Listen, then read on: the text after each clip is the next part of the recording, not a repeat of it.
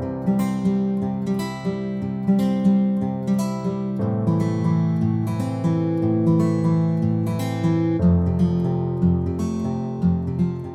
and welcome to another installment of If It's in the Mind, It Can Be Managed, our podcast about prior to mind management and our amazing coaches that we have that work and help people manage their minds in so many different ways. Mind management coaching fast becoming a phenomenal coaching process for people to really work on their mind, their behaviors, their fears and their phobias. And we wanted to welcome today one of our newest coaches, just certified as well, Rachel. I saw you getting that proud certificate out there so that you can help people.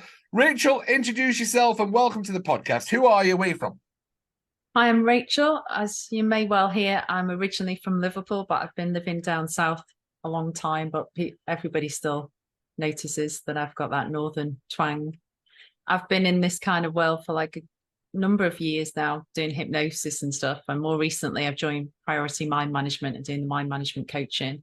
Yeah. My interests really are in just getting people unstuck, getting them moving forward towards the positive, and therefore performance is a big one for me that I'm really interested in to help people with, getting them out of the past, out of that, sort of rumination on the past and everything that's gone wrong before, and let's get moving, get forward and get you where you want to be. Let's get moving. That will be Get Unstuck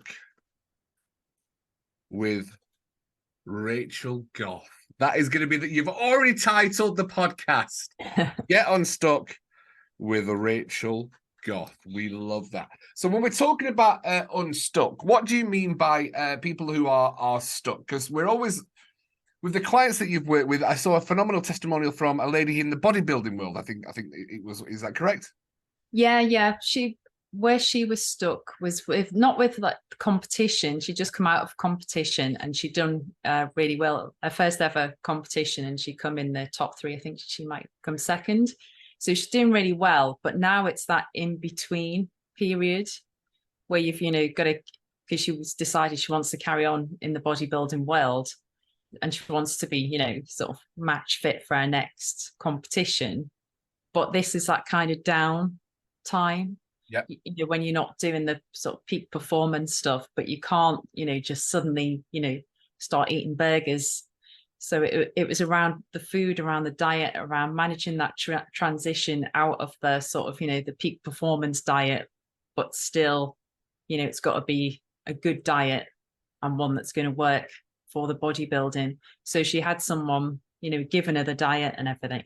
She had all that sorted, but it was kind of wrapping her mind around it, because it was that she'd built herself up for the competition, and then afterwards it was trying to like stick with the diet, but without having that like high of knowing the competition is soon. Now she's in it like for the long haul, really. Perfect. So it was all about her belief in herself and who she is, really. And about not beating herself up, for the odd, slip up. If she does eat a bit of chocolate, it's not the end of the world. This is a long thing she's doing. It's going to be for 6 months or so, I think, until her next competition. So it was getting her head around that, getting her to stop beating herself up and to realize all the attributes that she's got, this amazing woman that she is, and how well she's done thus far. And not holding herself to an identity that's not who she is. So like realigning her to the person she is now. And it was really cool because she went away and it wasn't just her, she felt better about the diet and she was all organized about that. It was also, I met somebody else who spoke to her and they were like, wow, she came, bouncing in today. And she said, she said you changed her life. And I was supposed to be doing photographs with her, and she'd been putting it off for ages, and she was like, yes, let's get that booked in. And later as well, the lady herself told me, she said her husband said, oh, you're really back on your game, and people really noticed the difference in her, and she was over the moon at the change. And really all we did was remind her of who she is and get her really, keyed back into the strong woman that she is. Yeah. I think so many people underestimate the power of identity in life, and there's so many parts of our life that we go and well, why am I just not feeling right in this position? Why am I have anxiety here but not here? And why do I get those emotions that come up in that self-internal chatter? I think we talked about it before, the bully between the ears, as I call it, the monkey mind. How is it and we don't get, until you learn and understand the power of identity, the power of being able to coach identity, people don't understand why they're not functioning where they need to be in that part of the life that they need to be. And you use it as a perfect example as how come I'm okay when I'm on the stage, performing, training, but yet when I come away and I'm not, and then there's that, it's the power of identity, which is one of the forefathers of mind management. And well done for doing that, Rachel, because that's absolutely fantastic. Well done. And I did see the beam on your client's face. So that was absolutely fantastic. Now, you are not just a double threat, but a triple threat when it comes to mind management, because what we do at Pride in Mind Management for all our coaches and anyone listening in is the more skill set that you have, you become more of a powerhouse as a coach. And that's the power of priority mind management. Is it's not just mind management. There's hypnotherapy, there's EFT tapping, there's IFC coaches. We've got absolutely menopause coaching. We have such a variety of extremely talented coaches, yourself included. And you mentioned hypnotherapy, because when you fuse hypnotherapy and mind management, that's when really you get into a space of, we're going to talk about flow, and we'll talk about performance management and anxiety, performance anxiety, because that's going to be what we're going to be talking about. But you, as that triple threat as a mind management coach, how do you support and help your clients? Well, but if we talking about using hypnotherapy as a part of it, I did help someone with their golf, who their thing was their focus. Mm-hmm. That thing of, you hit the great shots in practice, but then when it comes to competition, you suddenly become aware of the other people standing around and the things that they're saying. And also there's a bit of a thing, isn't there? Sometimes people deliberately try, to put you off, don't they? Yep, correct. So there's all that going on. And we used hypnotherapy to get him into that flow state, into that process state of, it doesn't matter that this is a competition. You're on the green, this is a hole. It doesn't matter if it's the first one or it's the last one. It's the same difference. Yeah. So we're just effectively, we're just hitting the ball. You know how to do that. You've done that hundreds, thousands of times before. So we just get really into the flow of the process, out of the conscious mind of thinking about who's saying what, wherever, or am I going to win? Am I not going to win? Remove all that, because that doesn't help. It's irrelevant in the moment. It's just you with the club, with the ball, and that's it. And just getting into that process. And he did a competition and he did his best ever. He came second in the competition, and it was the best he'd ever got. And it launched him into a mind management journey. And he's really into it now, reading lots of books and, understanding the importance of the mind side of his game. Yeah.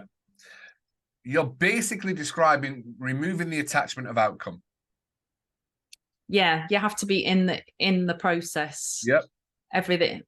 That's a distraction. And also in like visualization and hypnotherapy terms, if you spend your time daydreaming, visualizing, standing on the podium with the award, that's actually detrimental, because then there's a part of you that feels satisfied, because like your imagination, there's a part of your mind, your imagination, mm-hmm. that doesn't know the difference between reality and imagination. And that's why it works so well, because that's like why, you have a bad dream where your partner's annoyed you and you wake up in the morning and you can't help it, you're actually annoyed with them, even though it was a dream and it didn't really happen, because a part of you really felt that. So you can get the satisfaction of winning just by imagining winning. And then your mind's like, well, okay, we've already won. why are we bothering to get up at 5 o'clock in the morning to go to the gym? Why are we restricting what we eat? We're already winners. We don't need to do this. I love that. I've never even seen it that way, Rachel. Yeah, so you need to imagine what you need to be visualizing and imagining is the process. Seeing yourself getting up at 5 o'clock in the morning, doing that training, putting in the effort. You need to set yourself, a blueprint for you to follow. Wow. Now I just dropped my pen. Wow. Visualizing the journey, not the outcome. Yeah. So I will, because there's the beauty of everything that we do is there's so many different ways and techniques and to get that outcome. And I will talk about one of our clients at Priority Mind Management, which was Izzy Tate, who just won Scotland's Strongest Woman. And we did visualize. Oh, actually, no, I did. Because I was thinking I'd visualize the outcome with her. No, I didn't. She broke a world record. And we visualized her lifting the weight. Yes, she felt the outcome. Yes, she knew it felt great, but we visualized the whole, we broke down the deadlift with her. We worked on other things for mind management with the trauma and the negative thinking. We worked on that as well. That's the power of mind management for a lot of people. Is it goes so much deeper than the why or where these things happen. That's honestly, that's why I walk around with a smile on my face, because I'm like, we've got this amazing skill, this coaching skill. Like, if you give us a chance, it'll change your life. So you visualize, just to echo your words, visualize the journey. Yeah, it's the process, because that's what you need. That's what you're keying your mind to do. You can't just key in your mind to stand on a podium and hold a trophy. We all know how to do that already. Anybody can do that. But the hard part is the process, is the getting there. It's all the training, all the practice, all the games that you have to, or the running, or the tournaments, whatever you have to do along the way. Those are the things that you want to see yourself performing at, and see yourself getting back up again as well, because inevitably along the way there's going to be little hiccups. The road's not like that, it's more like that. So you have to have thought about, well, what, because it comes up in your mind anyway, what if I crash and burn in this tournament or whatever, what if I drop the ball? Well, what if you do? What are you going to do about it? You need to have that backup plan as well, so that nothing's going to stop you. You're going to get up and keep going, and so you're going to get there eventually. Brilliant. For anyone listening, that's brilliant. That's absolutely fantastic. It's you blow my mind. The beauty of all the coaches that we have at Priority Mind Management is I get to learn some. I know everyone gets to learn from everyone, but I genuinely, I didn't know that. That's something that, boom, now I've got a new thought process. I know the way that the podcast is going to go today, because we're going to talk about a few things. You are a published co-author of a book. You are a mental performance coach. You work not just specifically, because I know that you can work with kids to adults, but you work with performance anxiety. Sports and business. And we are going to talk about flow states, which you just briefly touched on. But I know the power of metaphors, and I know that when I'm coaching, I know we've had coaching sessions together, Rachel, and I have used, because I was aware of your book, I used metaphors with you because I know that you will understand metaphors. So when we've had sessions, I've been able to create metaphors for you. But your book fascinates me. So the power of metaphors, a book that you co-authored. Show us the book and talk about that for us. Here it is. Available on Amazon if anybody wants a copy. Nice, absolutely. The metaphor toolbox. Leave it. Don't just shake it around. Put it up there. Be proud. We love that. Scripts and stories for hypnotherapists, counselors, and coaches. Contributed. Brilliant. Fantastic. Talk to us about that. Well, this came about through a hypnotherapy school where I did some of my training with, and lots of authors sent in stories and applied to be a part of the book. Yep. And then they chose the best stories to be in the book. And it's all about teaching through stories, which is how humans have always learned throughout time. That's why we tell, small children stories. That's how we passed on our history in the past. Our minds are just geared for a story. Yeah. You tell someone, a list of facts, they may or may not remember it. If you put it into a story that's interesting, they, massively more likely to remember that. And it's also that none of us like advice. Nobody likes being told. Nobody likes being told Correct. what to do. But if we see an example of someone else doing something that would be useful for us, then it's much easier for it to seep into our brains and for us to be able to think, oh yeah, I could do that. That could work for me. So it's all about metaphors, is all about getting past your conscious filter of, who do they think they are, telling me to do, do this or to do that, which, annoys a lot of people. A lot of people are not boot camp people. We don't want people shouting at us and telling us what to do. And it can feel like school when people tell you what to do. But metaphors are just gently giving you examples of things that would be helpful for you. So there's loads of different metaphors in there, ones that can help with, belief in yourself, with anxiety, stress, all kinds of different things. And they're just there for when you tell someone a story, it can have, a big impact on them. Even if they don't, consciously realize it, if you tell someone the right story. And you'll even hear people say, they'll tell you stories that, mean something to them and, have impacted their lives when they, heard somebody else tell a story. It's inspired them, to do something, take on a challenge or do something differently. So it's just a really lovely way of getting to a deeper level of the mind and a more, I don't know, it's kind of in a way like a less intrusive way, because I don't think we should be ever sort of telling people what to do, because it's their life. But we can give them examples and give them more variety, because I once heard someone say the greatest thing that we can give to someone is more options. Choices. Yeah, choices. Yeah. Yes. So when people feel like they're boxed in with stories, we can give them more options. We can give them a different perspective that they can, take away and, make a part of them. Yeah. I think that's extreme. If it's one of those questions, why do I go and see a mind management coach or any coach? Hypnotherapy is, most people that would go and see a coach is for somebody wanting to have more options and more choices, because we get so limited within our key decisions in life and the perspectives that we have. And once we open up those perspectives and thought, well, have you thought it could be this, or have you thought it could be this? And that is what gives people I never thought about it like that. And if you do feel about it, it feels different.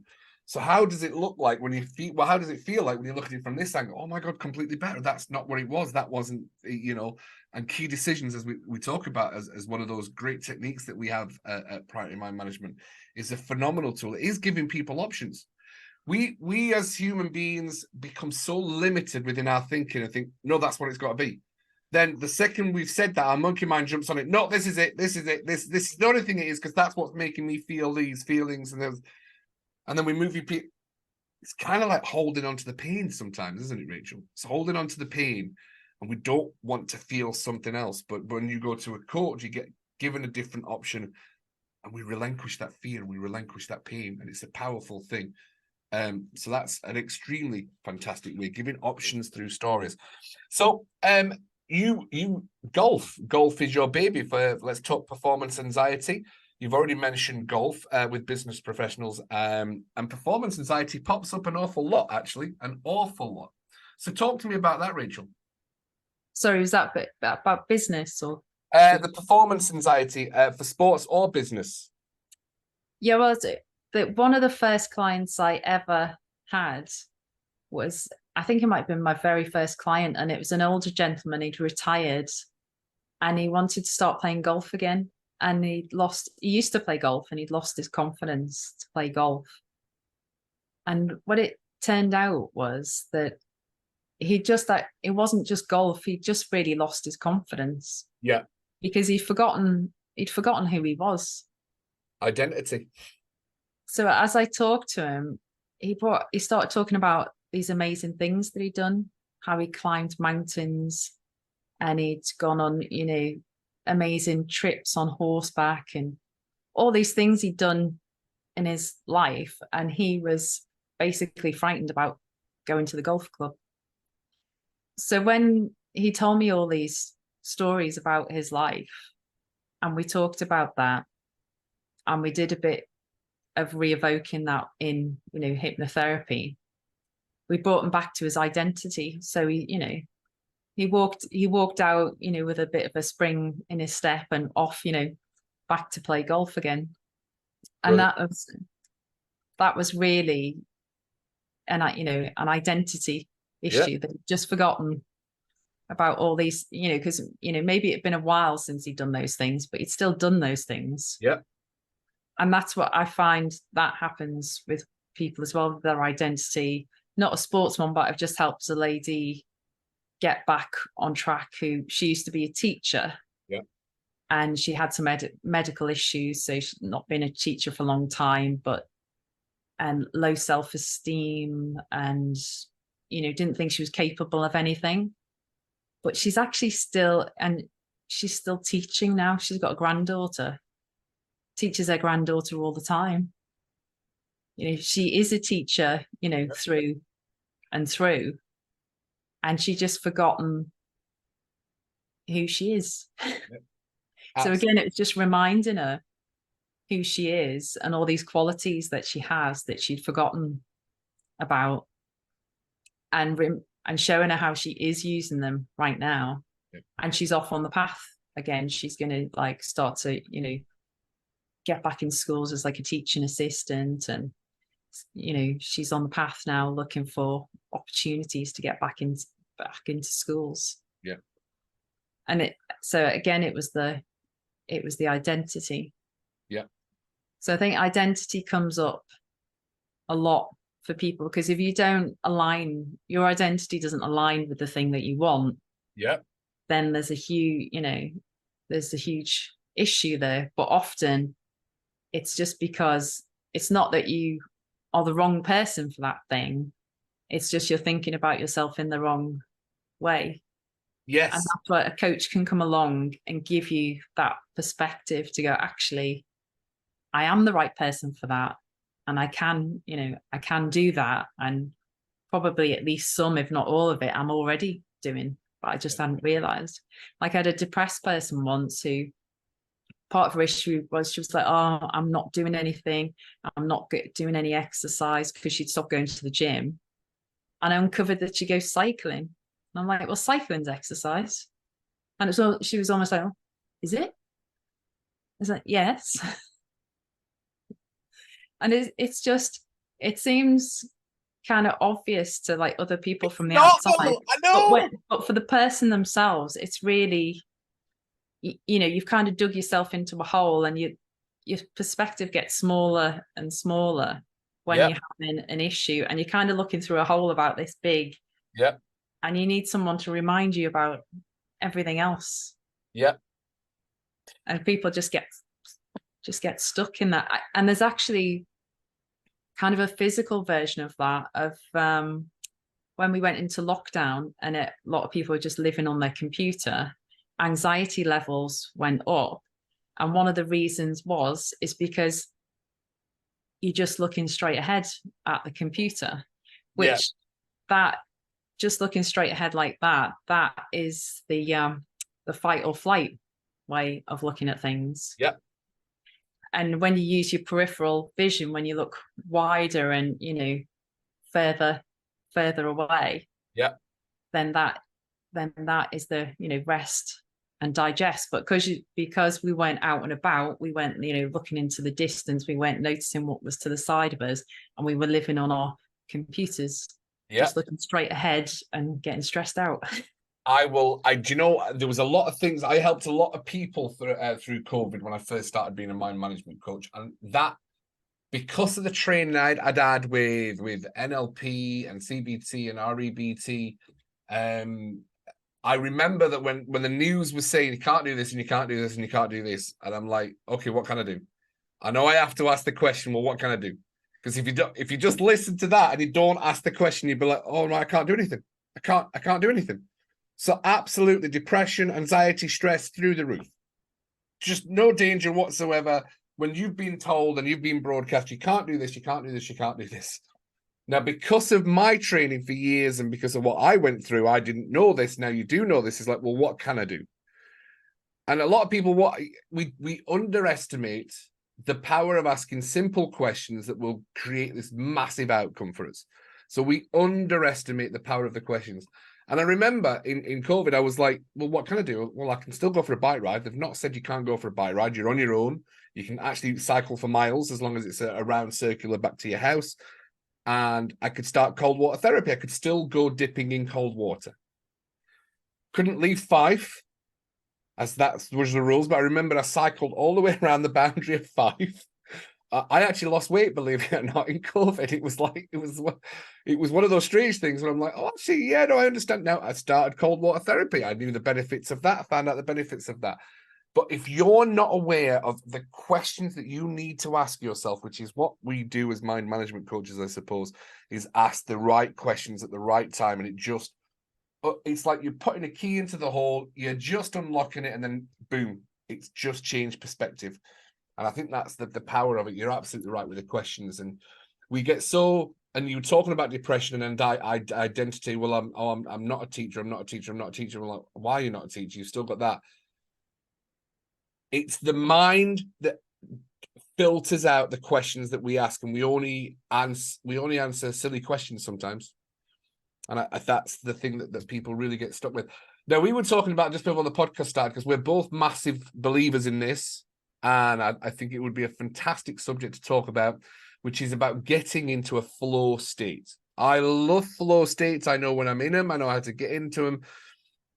But as the expert today on flow states, let's talk about flow states, Rachel. What is it and how does it help people? It's being in that out of your conscious mind, really, and just being, I suppose some people in a way call it mindfulness, because it's just being really in the process. Yeah. In the moment of whatever you're doing, whether that's doing your sports, whether you're an artist that's painting a picture, writing a book, whatever it is, it's just being in that, and you're kind of not consciously aware of anything else. And it's one of those states where time goes really fast because you're just in it, and you're like, oh, I've been doing this for only meant to do it for 10 minutes, but I've been doing it for, an hour, 2 hours. And a lot of people might not know that they've actually already been in flow state, because there's got to be a certain amount of skill practiced. There has to be a certain amount of new skill introduced that just elevates you into that state of flow. And a lot of people are like, well, how do I get into flow? Actually, you've already been in flow. And a lot of people don't realize it when you're driving a car. So the best way to explain flow state, I've always explained this to people, and it's very easily achievable with meditation, with hypnotherapy, with mindfulness, is if you've driven somewhere and you got to the place where you were going to be like, which way did I drive? Yeah. Don't remember which way that I've driven. And when I got to explain to him, like, oh, I did that all the way through my 20s. And I used to remember when I used to take my mum to Sheffield, because I was in Sheffield, we got a Meadowall. We arrived at Meadowall, and my mum would be like, which way did we come? I'm like, I've no idea. She went, I knew you weren't concentrating on driving. But it's actually super concentration, knowing that you actually don't need to concentrate. It's this clash of both. It's like, you've been driving long enough, you've got the skill, we've put it into our unconscious mind, you don't need to know it, you can drive without thinking about it. But you're absolutely right. I remember my mum saying, you never indicated once, and you were just not clued in because you're in flow state. You have the information there, You get out of the conscious mind of, well, what if? So how does that help people, Rachel? How do you get people into those flow states? Well, like you say, everybody has been in a flow state. So we all know what it feels. So you can re-evoke that flow state. Yeah. Because if you just sit like for a minute and just begin to remember what that was like. Yeah. How did it feel? What were you looking at? What were you concentrating on? And your mind has to go there to be able, your mind has to go into the flow, to tap into the flow, to give you the feeling and show you what it was like. So just by remembering, it starts to get you into the flow. And other things, so that starts you off in the flow. Yeah. And other things you can do is like having like a routine. Routine can help you get into the flow. If you always go and sit in the same place or work out in the same place or lay your things out before you start in the same way, then you're giving your mind a key of this is the start. You're giving it that the more repetition there, the more it knows this this is the start of the flow state. But like you say, everybody has been in it, and just taking a moment, like you say, moment of mindfulness and meditation. Heart breathing is a really good one. Whenever you sort of slow down and start thinking about your thing, because it's usually something that you want to get into flow for, is something that you really enjoy. Usually like remembering past times that when you were really in that you really enjoyed it, and you just find yourself there. So I found a lot of it's the thinking that gets in the way. So you can't like, I am going to get into a flow state now. That's not it. It's using your senses. It's the the seeing it, the feeling it. What were you hearing at the time? And when you re-evoke that, you can't help but be there, get into that. Because as I say, there's a part of the imagination as well that doesn't know the difference between imagining it and the real thing. So pretty soon it's the real thing. And what would be the benefit of getting into flow state for performance? Well, it gets you out of your head, so you're not going to have that hesitation that you might have, that your brain is geared for like more towards negative thinking, because it's all about keeping you keeping you safe, making sure you don't get embarrassed and all of that stuff. But if you want to perform well, you have to take those little risks, because we all know really it's not going to kill you or anything, but you have to be okay to take those risks. So it takes all that out of the picture, that you're not worrying about, or what will someone think of me? What if I do this and someone laughs at me or disagrees with me, or any of that stuff which holds you back, from your full performance, your full potential. When you're in the flow, all of that is gone, and it's just you doing your thing. And I sometimes, when I'm in the flow, a little bit of me pops out flow and goes, bloody hell, this is really good. I'm really in this.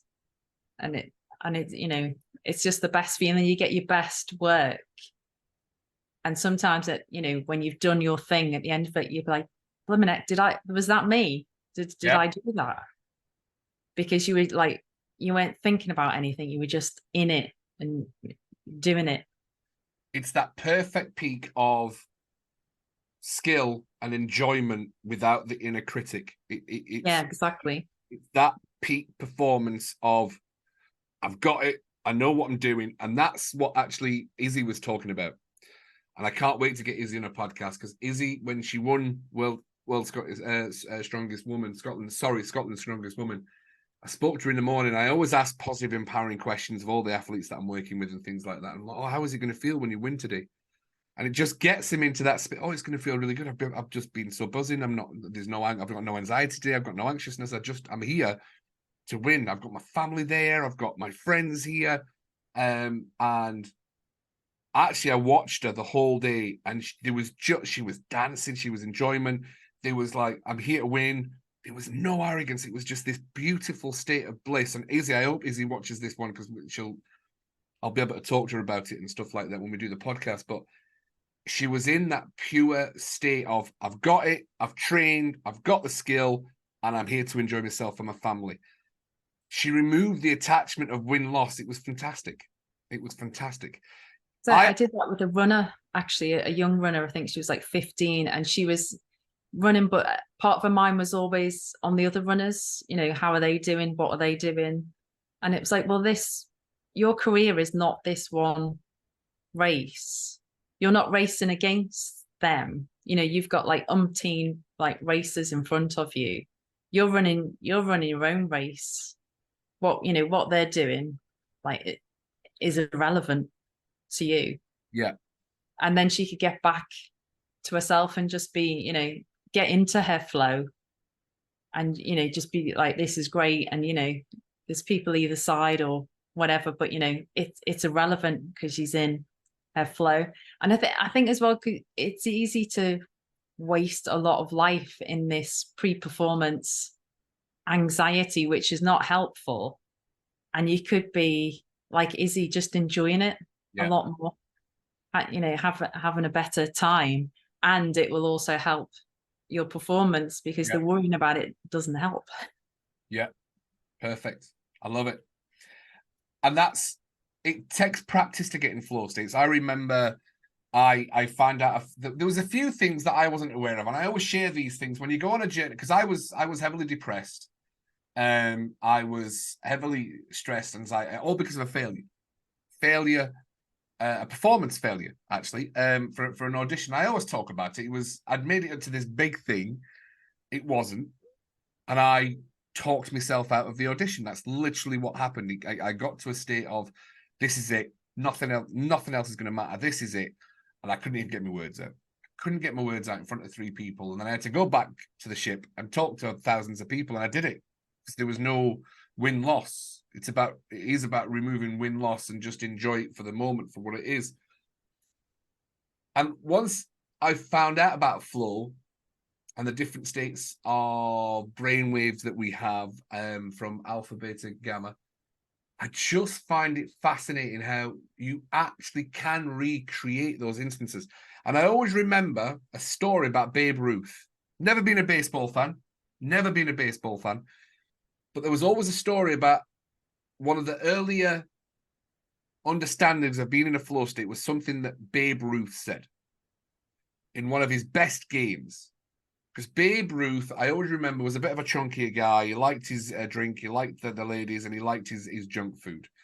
But one of his best games, he just walked into the game and just played it for the love of the game. Didn't mind if he won, lost. He went, I'm just here, I'm in the moment, and I'm just enjoying being Babe Ruth playing baseball. And that's literally flow state. And he had the best game ever. I wasn't even thinking about hitting the ball. I was just knew the skill was there. I'm going to hit the ball. And I just remember, I was like, that's what I want. I want to learn that skill. And I did. And it's a phenomenal skill, Rachel. I know you're big into it, and I know you help your clients with it as well. And what I will tell you, and this will be a surprise, is because I know I coach you on certain things, Rachel. I hope you don't mind me sharing that and stuff like that. And I get into those flow states when I'm coaching you, Rachel. You get me into a space where I'm like, that was how coaching should be. In all those chats, those one-on-ones that we have, I come away and I'm like, I need to save that memory, because I'm going to need that conversation for somebody else in the future. There's that level of, I know I've got the skill to coach, and I get that perfect client that's just there to want to be coached. It's one of those things, some people don't want to be coached, some people do want to be coached. But I want to say a massive thank you to you, Rachel, because whenever we do our one-on-ones, you're there to want to be coached. You bring the best out of me as a coach, and you always have some wins with some clients. You don't have some wins with some clients. And I just enjoy every session that we ever have. And whenever you've booked in for a one-on-one, I'm like, yep, Rachel, she's going to help me bring my A game. So I want to say thank you, Rachel. I always find when you've had a great coaching session, to me, it always feels like tight, the movements in Tai Chi. It just feels Yes. like that's like the, the physical manifestation of the flow. It just feels like that. We so often get in our own minds and our own heads with, what if this client doesn't work? What if we don't get the result that we expect? That's ego. It's not about the results that we expect. It's about the result that they want. And once you get out of that mindset, this is for any coaches that's listening. I'm sure there's going to be loads of coaches listening to this. Is when you remove the outcome of what you expect, your client's outcome should be, and you get the outcome of what the client wants, you've done your part as a coach. And that's what starts. And you might for coaches that have not had as many clients and things like that, we get into, well, Cuddy said he had this result with a client. Oh, that's the result that I want. No,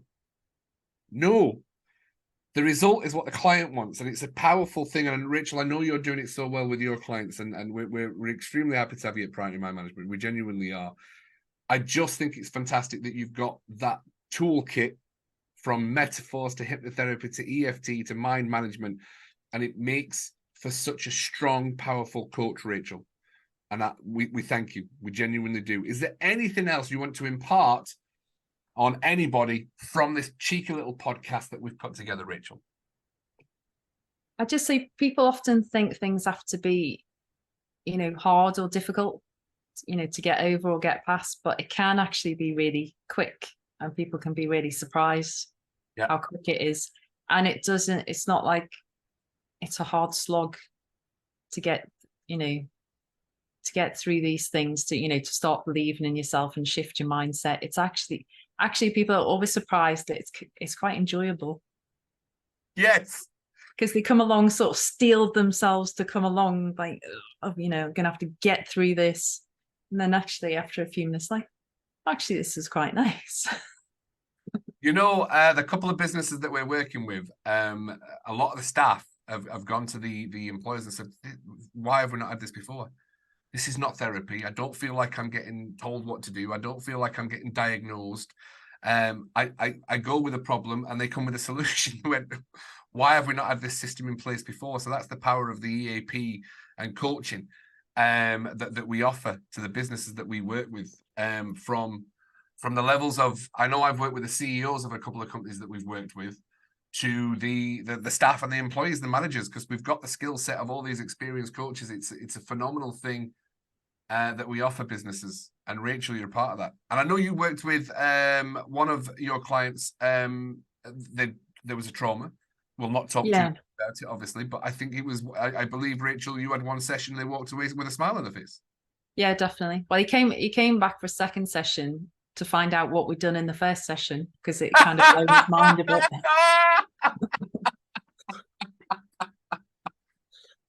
Yeah, but it's always good to have at least two, so you can you do, yes, feedback and wrap your head around it, because people are often surprised how quick change can be.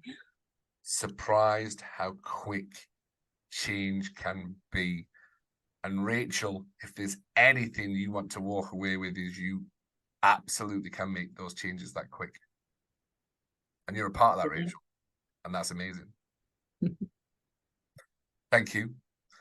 I think this is going to bring a lot of joy and information to a lot of people. We're extremely grateful to have you with us at Priority Mind Management. You've been an amazing coach.